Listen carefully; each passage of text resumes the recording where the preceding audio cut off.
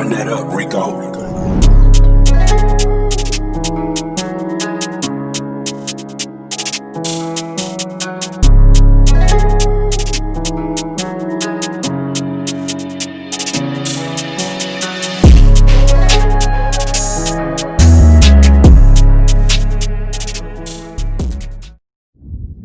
So yeah, with Apple, I worked for Apple for probably maybe like 6, 7 months. So let me just tell you how it goes, man. You know, Apple is very, very, very selective.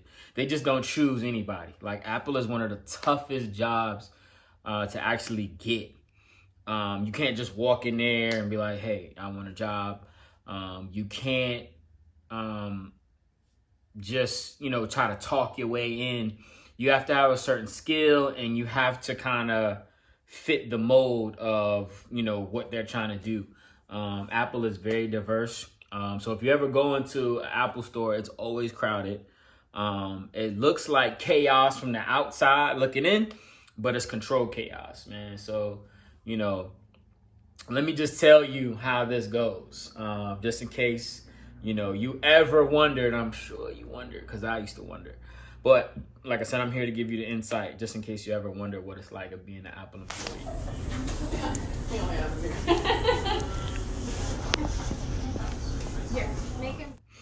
I'm gonna show you a couple videos of me in the Apple store when I did work there. And I want to tell you, Apple is definitely one of the best part-time gigs that I've ever worked at. I love the company. The people there was, so much fun to work with. Everybody was cool, for the most part. And you had some people that was just like, eh. But for the most part, everybody else was cool. And just working there, man, they definitely have the perks. I mean, the perks. I'm telling you, man. They will hook you up. They will definitely take care of their people, for sure. And I will always give them credit for that. Just my time with Apple was short-lived because I have a whole other career, and that was my part-time gig for some extra money for the holidays. But I definitely wouldn't go back. Even though I just talked the job up, it's a lot of BS, you know what I'm saying, that I'm not even going to get into. But that's on the other side. But, with the job itself, just working there, it's like a culture, you know what I'm saying, for one. And it's like everybody who works for Apple is pretty much like-minded. So even though we have all diverse backgrounds, man, everybody is pretty much the same, man. And, particular store that I worked at, everybody kind of liked similar things, or had similar interests, as far as like music, artwork. You just got to be very creative, and that's what the type of people that they look for. They want to push the initiative. Fake hype beast that be at Apple. But like I said, man, when I always was there, man, I always had a great time. The only thing that I really hated was the schedule, man. They give you like these crazy schedules to work with. And I was just like, yo, this not going to work for me, man. If the schedule was cool, you know what I'm saying, it'd be great. I probably would have stayed, but yeah, it wasn't really for me, as far as schedule wise, because a lot of people who work at Apple, that's like their only job. Like they don't work nowhere else. You know what I'm saying? Me, I had 2 jobs. So that was my part-time gig. But, at the time that I did work there, I think the 10S was dropping. 10S, 10S Max, the 10R was dropping. And a lot of people that I've seen on YouTube and in the store, they will call the phone the XR and the XS. I'm like, no, it's a 10. You know what I mean? So, I'm giving you knowledge here. If that's the phone that you have, it's called a 10S, 10R. Now we on 12 right now, so which is great. But I still don't know why they skipped the 9. Have no clue. One thing at Apple, let me just tell you guys, when you go to the Apple store and you try to ask them questions about new products, they do not know.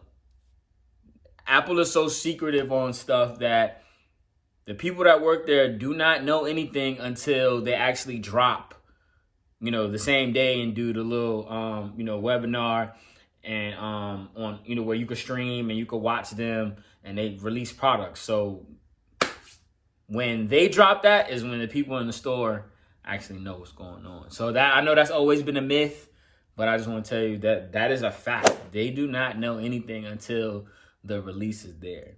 I still got my old t-shirt. I still got my old t-shirt from like 2 years ago. And this is actually the current shirt. So holiday time, you're going to see them wearing the red shirts. But for the most part, let me just get into it. So the interview process is like very, very detailed.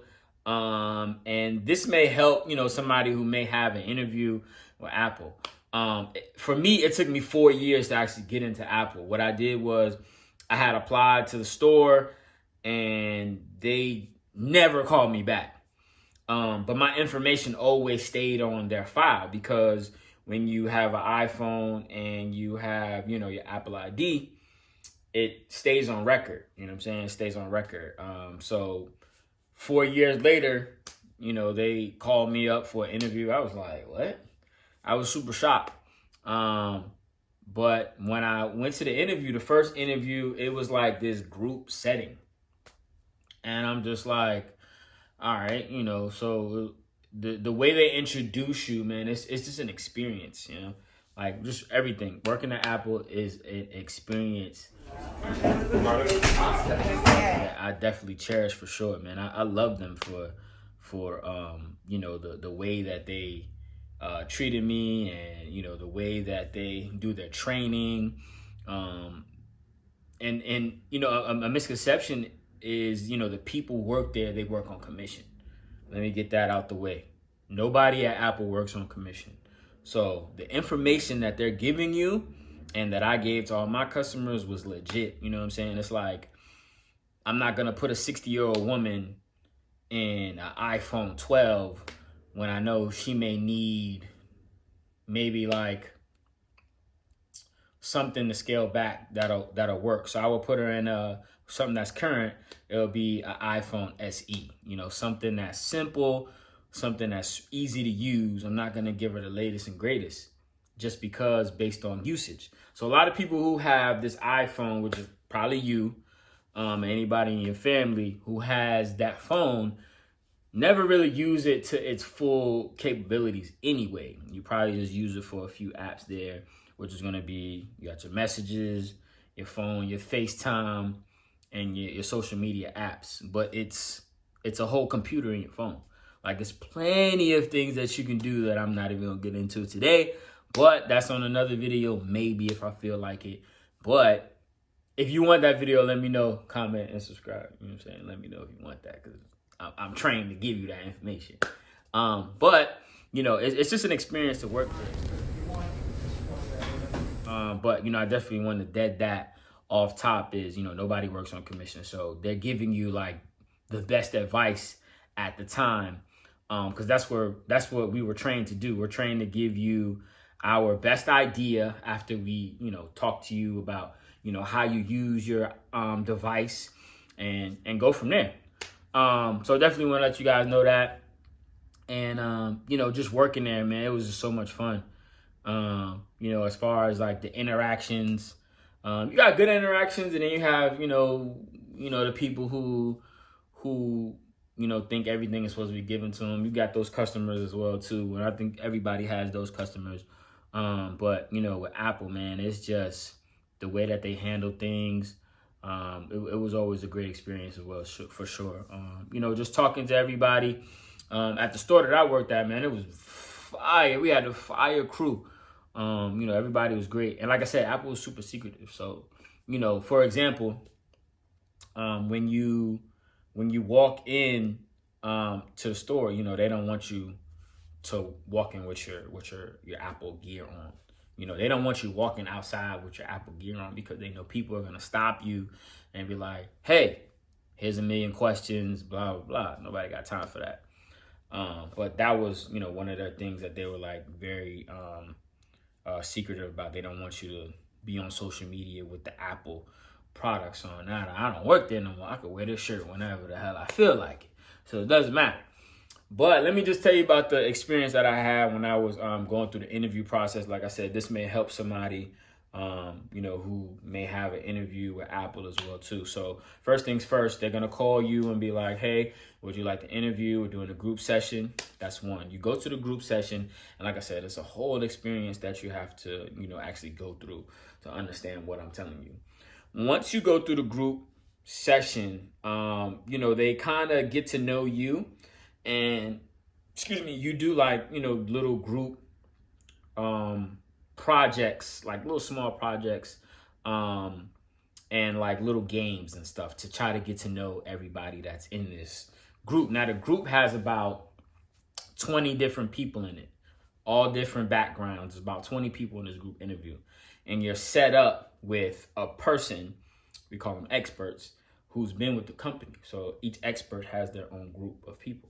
So we got 5 here, 5 here, 5 here, 5 here. And then you just go through the line and do your little inserts, and, they look at who is being the most interactive. So when you go through the first group session, everybody in that group session doesn't make it. You know what I'm saying? So when you go to your next interview, which is the second one, it goes from 20 people to about even anywhere from 2 to 3. So in my experience, I go from one interview, kill it, go to the second interview, and it's like let me see. My second interview, my second interview was a group interview too. It was another group interview, but it was like, it went from 20 people to about 10. So now it's 10 of us in a room doing the same thing. And then, like I said, they're looking to see who's the most interactive person in the room, who's giving those clever answers, and who's just being themselves. Apple is all about, just being you. You know what I'm saying? They want you for you and what you bring to the table. So once I kill both interviews, and I go to the third interview. So the third interview, and it takes a while before they kind of call you back. So I just want to give you a heads up on that. So the third interview is it's still a group interview. Like, you don't ever have a one-on-one session. So this third interview, it was more, a lot smaller. So it was like me, another person, and 2 of the managers. So it's like, when you go into these group interviews, you have to outshine the other person. It don't matter what it is. When you go into these group interviews, that's just for any job. But specifically with Apple, you have to outshine the other person. Because, it's just, if it's just me and this person, in my mind, I was like, I know I'm a better fit for this job than this person. Now, just because if I may get the job, that person may not get the job at that time. They may call them back later to do another interview and bring them on at a later date, which I noticed as well too, because I got on and the person that was in that interview didn't come on till like a couple of months later. So I just want to let you know, like, even if you don't go or get the call back or whatever, they still gonna keep your stuff on file. And they do actually call you back. So, I just want to get that clear too. But the discounts, discount is crazy. You always get a discount like damn near anywhere in the world. Just if you say, hey, I work at Apple. You get discounts at the bank, hotels, of course in the store, man, they give you a major discount, you know what I'm saying? So I don't really remember how much it was, but it's always a sweet ass discount. It's like 50 off the first joint or some shit like that. But anyways, you know what I'm saying? That joint was super dope. Be like So this is just also, when you work there, they give you discounts on like stocks and stuff like that. So, I definitely always encourage people, hey, if you want to work at Apple, go apply. You know what I'm saying? It's a great company to work for. And I'm gonna show you guys some videos of me just working in the Apple store and stuff like that. over the course of time, you know, you'll see different inserts of a video like this one right here. I'm satisfied, outstanding. Girl, you knock me out. Yeah. So, like I said, I always had a good time, you know, working at Apple. It was fun. I don't really have anything bad to say because, I mean, like I said, I love the company. Like, the only thing bad that I have to say about the company was my schedule was trash. I mean, other than that, I guess it's a dope company to work for. Also, let me just let you know this early. Everybody starts off part-time. You have to earn a full-time spot at Apple. Just want to let you know. You don't just walk in and just be like, yeah, I'm full-time. No, it don't work like that. Everybody starts off at a part-time position. And you have to really prove yourself that you are like top dog. You know, just being there. I think I was in the product zone. So for people who don't know, product zone is when you first walk in the store, it's the people who sell you, you know, the phones, accessories, things like that. So I was that guy. So, you know, people always, you know, will come to me and, you know, I give them the product that they need fast. You know, I get people out. Boom. On to the next person. I would zoom through. So I was, you know, pretty good at that. And it also, I never wanted to do the Genius Bar. And the reason why I didn't want to do the Genius Bar because the Genius Bar is too emotional for me. You know, the Genius Bar is when, you know, your phone is messed up and you lost pictures and you can't get them back. I couldn't be the guy that delivered the message like, hey, you can't get your pictures back. Definitely didn't want to deal with that. So I didn't want to be the guy who had to give you the bad news. I was the guy who made all the customers smile, especially ladies, when they walked out of the store. You know what I'm saying? That was me. You know what I'm saying? So I gave the people, you know, hey, that new phone coming, boom. You know what I'm saying? Also, there's called in the particular store I was at, there's a spot called the setup table. And, you know, the setup table is, I don't know, man. It's good and then it's not good. Pretty much everyone in the store, majority of everyone hated the product setup table. Because, like, for example, everybody has an iPhone at the particular time. So, or like a new product. Like, I feel like that setup should only be for people who just had the product for the first time. Like, it should be like a list of, hey, like, have you had a certain product? You know what I'm saying? If not, if you never had the product before, then you should go to this table. But if you have had this product before, you should not be at this table.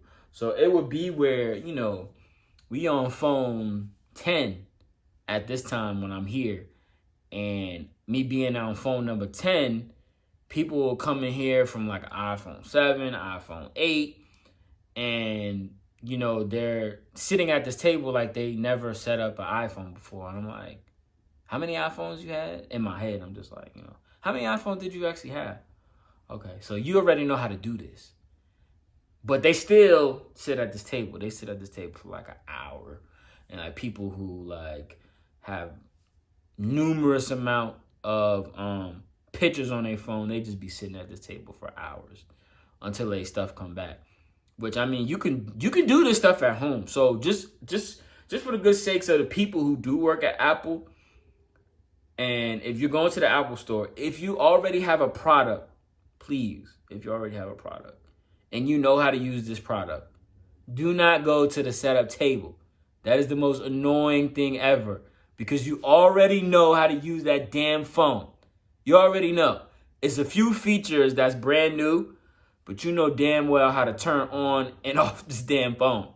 They be acting crazy when they come to the setup table like, you on iPhone, you don't have 5, 6 iPhones already. Why do you need to sit here? So that's a couple of things that we had to go through, but it is what it is, man. You know, you do it for the love, you do it for the conversation, but in the back of my mind, I was just like, you really gonna sit here for 2 hours? Like, and just do nothing? Nothing better else to do but just waste my time. But, you know, that's just a little insert that I had. We want it. Sing to me. Somebody loves you, baby. Whoa, whoa, whoa, whoa, whoa. Trying to think what else working at the Apple store, man. I pretty much had free will to do whatever I wanted. You know, like you can wear hats.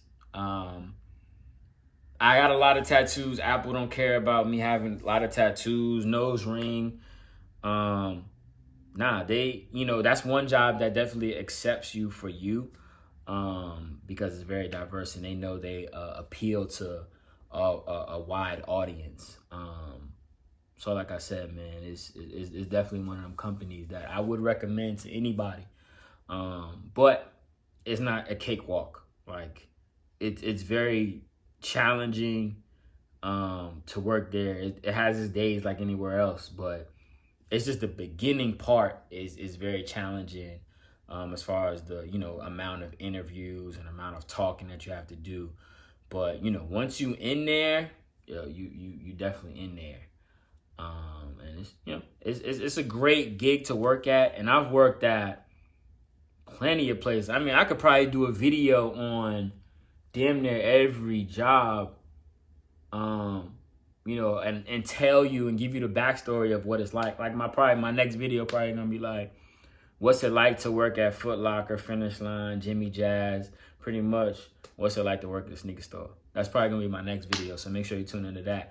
But, you know, I just want to give you guys just a little bit of a backstory of what it's like about being an Apple employee and, you know, the challenges and then how fun it is as well, too.